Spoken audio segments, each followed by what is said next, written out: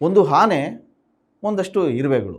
So ಆನೆ ಕಿವಿಯಲ್ಲಿ ಒಂದಷ್ಟು ಇರುವೆಗಳು ಹೋದಾಗ ಆನೆ ತುಂಬ ತಲೆ ಕೆಡಿಸ್ಕೊಂಡು ಇರುವೆ ಹೋಗ್ತಾ ಇದೆ ಒಳಗಡೆ ನನಗೆ ಕಡಿತಾ ಇದೆ ಅಂಥೇಳಿ ಹೋಗಿ ಗೋಡೆ ಕೂತ್ಕೊಂಡ್ರೆ ಆನೆ ತಲೆಗೆ ಪೆಟ್ಟು ಬೀಳುತ್ತೆ. ಹಾಗಂತ ಇರುವೆ ಏನಾರು ಹೊರಗೆ ಬರ್ತಾವ ಗೊತ್ತಿಲ್ಲ.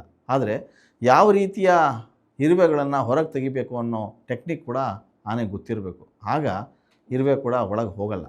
ನಾನು ಯಾಕೆ ಈ ಒಂದು ಆನೆ ಮತ್ತು ಇರುವೆ ಕಥೆನ ಹೇಳಿದೆ ಅಂತಂದರೆ, ಈಗ ಕನ್ನಡ ಚಿತ್ರರಂಗದಲ್ಲೂ ಕೂಡ ಒಂದಷ್ಟು ಅಪಸ್ವರಗಳು ಕೂಡ ಬರ್ತಾ ಇದೆ. ಏನದು ಅಪಸ್ವರಗಳು, ಏನದು ಒಂದಷ್ಟು ಮಾತುಗಳು ಅನ್ನೋದಾದರೆ, ಇತ್ತೀಚೆಗೆ ನೀನಾಸಂ ಸತೀಶ್ ಅವರು ಒಂದಷ್ಟು ಮಾತುಗಳನ್ನು ಹೇಳಿದರು. ಅದು ಸಿಕ್ಕಾಪಟ್ಟೆ ವೈರಲ್ ಆಯಿತು. ಅವರು ಹೇಳಿದ್ದಿಷ್ಟೇ, ಅಂದರೆ ಒಂದು ಪತ್ರಿಕಾಗೋಷ್ಠಿಯಲ್ಲಿ ಕೂತಾಗ ಒಂದಷ್ಟು ಜನ ಕಾಮೆಂಟ್ಗಳನ್ನು ಮಾಡ್ತಾರೆ ನನ್ನ ಬಗ್ಗೆ, ತುಂಬ ಕೇವಲವಾಗಿ ಮಾತಾಡಿದರು ಅಂತ.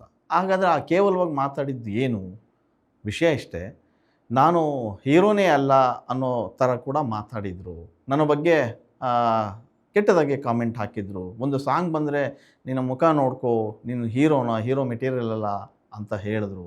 ಸೊ ಆಗ ನನಗೆ ಅವರು ಹೇಳಿದ್ದನ್ನು ಕೇಳಿಬಿಟ್ಟು ನನಗೆ ಹೌದಾ, ನಾನು ಹೀರೋ ಅಲ್ವಾ, ಹೆಂಗಿರಬೇಕು ಅಂತೇಳಿ ನಾನು ಜಿಮ್ಗೆ ಹೋಗ್ತೀನಿ, ಅಥವಾ ಡ್ಯಾನ್ಸ್ ಬರಲ್ಲ ಅಂದಾಗ ನಾನು ಇನ್ನಷ್ಟು ಪ್ರಾಕ್ಟೀಸ್ ಮಾಡ್ತೀನಿ, ಡ್ಯಾನ್ಸನ್ನು ಕಲಿತೀನಿ, ಹೀಗೆಲ್ಲ ಮಾಡ್ತೀನಿ. ಇದೆಲ್ಲಕ್ಕೂ ಕಾರಣ ಅವರೇ ಅಂತ ಹೇಳ್ತಾರೆ. ಎಲ್ಲ ಸರಿ, ಸತೀಶ್ ಅವರೇ, ನಿಮಗೊಂದು ಮಾತು, ಯಾರೋ ಒಂದಷ್ಟು ಜನ ಏನೋ ಹೇಳಿದರು ಅಂಥೇಳಿ ನೀವು ಇದನ್ನು ಯಾಕೆ ಅಷ್ಟೊಂದು ಮನಸ್ಸಿಗೆ ಹಚ್ಕೋತೀರ ಅಂತ ಗೊತ್ತಾಗ್ತಾ ಇಲ್ಲ. ಅಂದರೆ ಸಾರ್ವಜನಿಕ ಕ್ಷೇತ್ರದಲ್ಲಿ ನಾವು ಇದ್ದೀವಿ ಅಂತಂದಾಗ 100 ಜನ 100 ಮಾತಾಡ್ತಾರೆ, ಒಂದಷ್ಟು ಜನ ಕಾಮೆಂಟ್ ಮಾಡ್ತಾರೆ, ಅದ್ರ ಬಗ್ಗೆ ತಲೆ ಕೆಡಿಸ್ಕೊಳ್ಳೋಕ್ಕೆ ಹೋಗಬಾರ್ದು. ಅಂದರೆ ನಾವು ಸಾರ್ವಜನಿಕ ಫೀಲ್ಡಲ್ಲಿ ಇಳಿದಿದ್ದೀವಿ ಅಂತಂದರೆ ಎಲ್ಲದೂ ಸ್ವೀಕರಿಸುವಂಥ ಗುಣ ಇರಬೇಕು.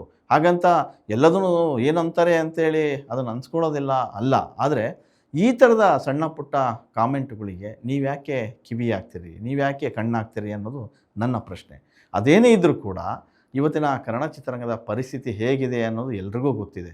ಆದರೆ ಪದೇ ಪದೇ ಯಾರೋ ಒಂದಷ್ಟು ಜನ ಕಾಮೆಂಟ್ಗಳು ಹಾಕ್ತಾರೆ ಅಂತಂದರೆ, ನೀವು ಕಾಮೆಂಟ್ಗಳನ್ನು ನೋಡುವಷ್ಟು ಫ್ರೀ ಆಗಿದ್ದೀರಾ ಅನ್ನೋ ಪ್ರಶ್ನೆ ಬರ್ತದೆ. ಅಂದರೆ ಒಬ್ಬ ಹೀರೋ, ಒಬ್ಬ ಸಿನಿಮಾ ಮಾಡ್ತಕ್ಕಂಥ ಒಬ್ಬ ನಾಯಕ, ಅವನ ಕೆಲಸ ಆಯ್ತು, ತಾನಾಯ್ತು, ಅಥವಾ ಕೆಲಸಗಳ ಬಗ್ಗೆ ಯೋಚನೆ ಮಾಡಬೇಕು ವಿನಃ ತನ್ನ ಬಗ್ಗೆ ಯಾರೇನು ಮಾತಾಡ್ತಾರೆ, ತನ್ನ ನಾಯಕತ್ವದ ಬಗ್ಗೆ ಮಾತಾಡ್ತಾ ಇದ್ದಾರೋ, ಅಥವಾ ನನ್ನ ಮುಖದ ಬಗ್ಗೆ ಮಾತಾಡ್ತಾ ಇದ್ದಾರಾ, ನನ್ನ ನಡೆ ಗುಣದ ಬಗ್ಗೆ ಮಾತಾಡ್ತಾ ಇದ್ದಾರಾ, ಇದ್ರ ಬಗ್ಗೆ ಯಾಕೆ ತಲೆ ಕೆಡಿಸ್ಕೋಬೇಕು?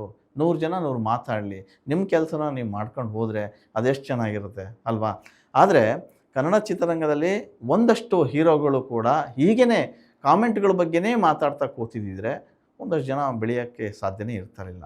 ಉದಾಹರಣೆ ಹೇಳೋದಾದರೆ, ಯಶ್ ಆರಂಭದಲ್ಲಿ ಬಂದಾಗಲೂ ಯಶ್ ಬಗ್ಗೆ ಮಾತಾಡಿದರು, ಯಶ್ ಮೂಗಿನ ಬಗ್ಗೆ ಮಾತಾಡಿದರು. ಯಶ್ ಯಾವತ್ತಾದರೂ ಆ ಕಾಮೆಂಟ್ಗಳ ಬಗ್ಗೆ ಟೀಕೆ ಮಾಡೋಕ್ಕೆ ಹೋದ್ರಾ? ಕಾಮೆಂಟ್ ಮಾಡಿರೋ ಬಗ್ಗೆ ನೇರವಾಗಿ ಪತ್ರಿಕಾಗೋಷ್ಠಿಯಲ್ಲಿ ಮಾತಾಡೋಕ್ಕೆ ಹೋದ್ರಾ? ಇಲ್ಲ.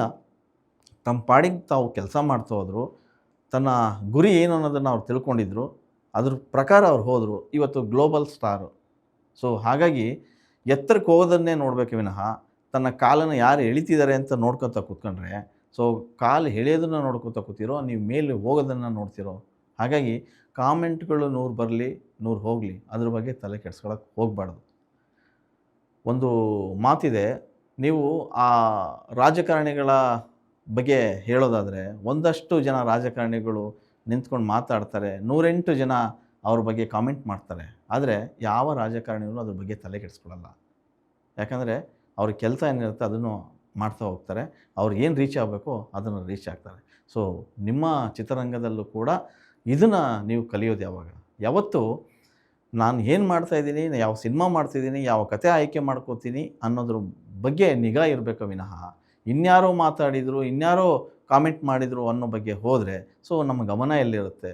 ಇಷ್ಟಕ್ಕೂ ನಾವು ಯಾವುದ್ರ ಬಗ್ಗೆ ತಲೆ ಕೆಡಿಸ್ಕೊಳ್ತಾ ಇದ್ದೀವಿ? ಅವ್ರು ಮಾಡೋ ಕಾಮೆಂಟ್ ಬಗ್ಗೆನಾ? 4 ಜನ ಮಾತಾಡ್ತಾರೆ, 4 ಜನ ವ್ಯಂಗ್ಯ ಆಡ್ತಾರೆ ಅನ್ನೋದ್ರ ಬಗ್ಗೆ ತಲೆ ಕೆಡಿಸ್ಕೋಬೇಕಾ? ಚಿತ್ರರಂಗದಲ್ಲಿ ನೀವು ಇಷ್ಟು ವರ್ಷಗಳ ಕಾಲ ಇದ್ದೀರಿ, ಚಿತ್ರರಂಗದಲ್ಲಿ ಎಂತೆಂಥ ಸಿನಿಮಾ ಮಾಡಬೇಕು ಅಂತ ಗೊತ್ತಿರೋರು, ಹಿಂದೆ ಸಕ್ಸಸ್ ಸಿನಿಮಾನ ಕೊಟ್ಟಿದ್ದೀರಿ, ಮಧ್ಯ ಫೇಲ್ ಆಗಿರೋ ಸಿನಿಮಾಗಳು ಇವೆ. ಮುಂದೆ ಗಟ್ಟಿ ಆಗಿರ್ತಕ್ಕಂಥ ಕಥೆಗಳನ್ನು ಆಯ್ಕೆ ಮಾಡಿಕೊಳ್ಳುವತ್ತ ನಿಮ್ಮ ಚಿತ್ತ ಇರಬೇಕು ವಿನಃ ಅದು ಬಿಟ್ಟು ನನ್ನ ಬಗ್ಗೆ ಹಾಗೆ ಮಾತಾಡಿದರು, ಹೀಗೆ ಮಾತಾಡಿದರು, 108 ಕಾಮೆಂಟ್ ಮಾಡಿದ್ದಾರೆ, ಅವೆಲ್ಲ ಲೆಕ್ಕಕ್ಕೆ ಬರೋದಿಲ್ಲ. ಸೊ ಅವೆಲ್ಲವನ್ನು ಬಂದು ಒಂದು ವೇದಿಕೆ, ಒಂದು ಪತ್ರಿಕಾಗೋಷ್ಠಿ ಮುಂದೆ ಕೂತ್ಕೊಂಡು ಮಾತಾಡೋದಿದೆಯಲ್ಲ, ಅದು ಸಮಯ ವ್ಯರ್ಥ. ಮತ್ತು ನಿಮ್ಮ ಬಗ್ಗೆ ನೀವೇ ಮಾತಾಡಿಕೊಂಡ್ರೆ ಅದು ಬೇರೆ ರೀತಿಯ ಅರ್ಥ ಆಗ್ತಾ ಹೋಗ್ತದೆ.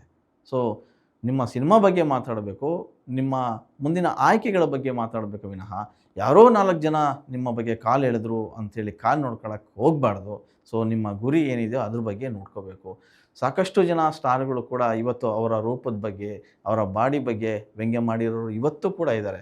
ಸರಿಯಾಗಿ ಮಾತಾಡೋಕ್ಕೆ ಬರಲ್ಲ ಅಂತ ಹೇಳಿದವರು ಕೂಡ ಇದ್ದಾರೆ. ಆದರೆ ಯಾವ ಹೀರೋಗಳು ಕೂಡ ಕಾಮೆಂಟ್ ಮಾಡಿದವ್ರ ಬಗ್ಗೆ ಎಲ್ಲೂ ಕೂಡ ಓಪನ್ ಅಪ್ ಆಗಿ ಮಾತಾಡಿಲ್ಲ, ವೇದಿಕೆ ಮೇಲೆ ಮಾತಾಡಿಲ್ಲ.